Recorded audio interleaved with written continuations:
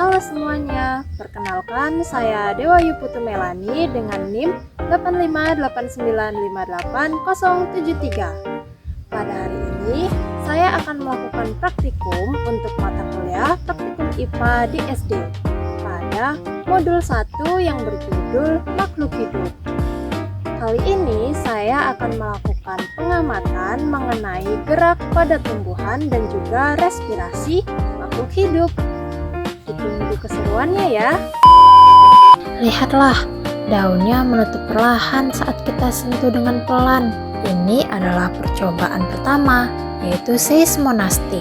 Pada percobaan ini, kita akan lihat bagaimana putri malu bereaksi terhadap sentuhan dengan intensitas yang berbeda.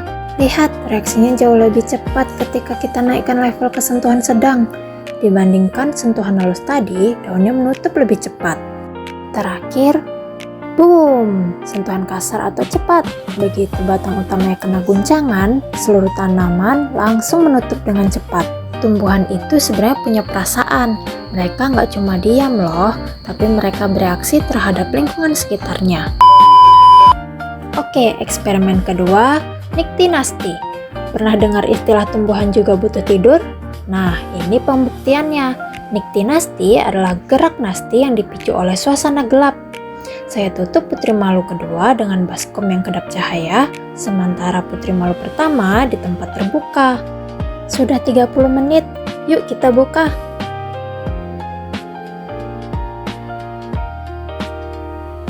Wow, lihat bedanya. Putri malu yang ditutup baskom, daunnya menutup walaupun tidak saya sentuh sama sekali. Tapi lihat putri malu yang di tempat terang, daunnya tetap mekar segar karena masih terkena cahaya matahari. Sekarang kita masuk ke eksperimen terakhir, yaitu geotropisme. Alat dan bahannya tabel pengamatan, air, pot yang sudah diberi tanda A dan D yang juga diisi tanah, kemudian kacang hijau. Sekarang kita bakal uji insting tanaman terhadap gravitasi bumi. Apakah tumbuhan bakal selalu tumbuh ke atas atau mereka cuma mengikuti arah potnya saja? Pada hari pertama, kacang hijau masih belum tumbuh. Hari kedua, tunas mulai muncul. Hari tiga mulai tumbuh berdiri. Hari keempat, kacang hijau mulai tumbuh tinggi. Waktunya pot B kita taruh secara horizontal. Hari kelima, kedua pot semakin lebat. Pot A semakin tumbuh tinggi ke atas, sementara pot B mulai melengkung menjauhi tanah menuju cahaya matahari. Hari keenam, pot A semakin tumbuh ke atas dan pot B semakin melengkung menuju cahaya matahari. Hari ketujuh, pot A semakin tinggi ke atas, pot B melengkung 90 derajat. Selanjutnya, eksperimen respirasi memerlukan udara. Pernah kepikiran nggak kenapa kita harus napas tiap detik? Dan apakah tumbuhan serta serangga juga melakukan hal yang sama?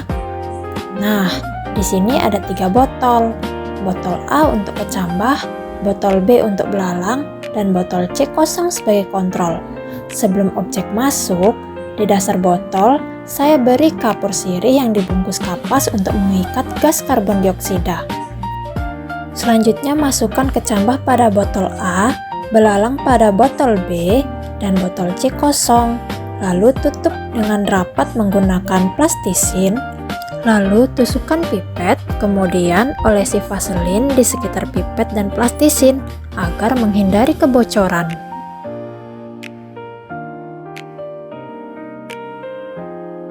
Letakkan secara horizontal, kemudian tetesilah ujung sedotan dengan air yang diberi pewarna merah.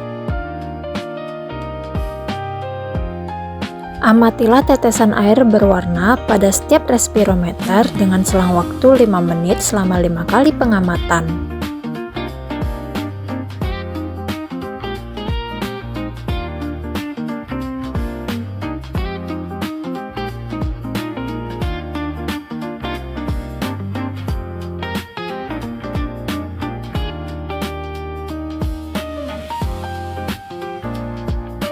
Lihat tetesan pewarna di botol B geraknya makin jauh karena belalang memiliki metabolisme tinggi dibandingkan kecambah di botol A, sedangkan botol C tetap karena tidak ada organisme. Sekarang respirasi menghasilkan karbon dioksida. Nah, kalau tadi kita bahas yang masuk, sekarang kita bahas yang keluar. Hasil sisa pernapasan itu gas karbon dioksida. Saya punya 3 botol air kapur yang jernih. Kita tuang ke botol A, B, dan C, lalu pasang sedotan dan plastisin.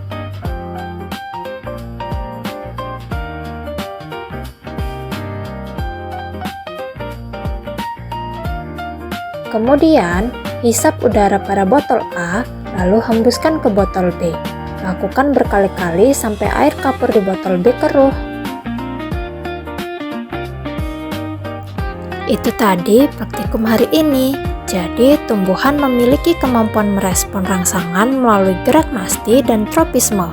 Kemudian, ada respirasi yang merupakan proses penting pada makhluk hidup yang membutuhkan oksigen dan menghasilkan karbon dioksida. Terima kasih sudah menonton praktikum hari ini.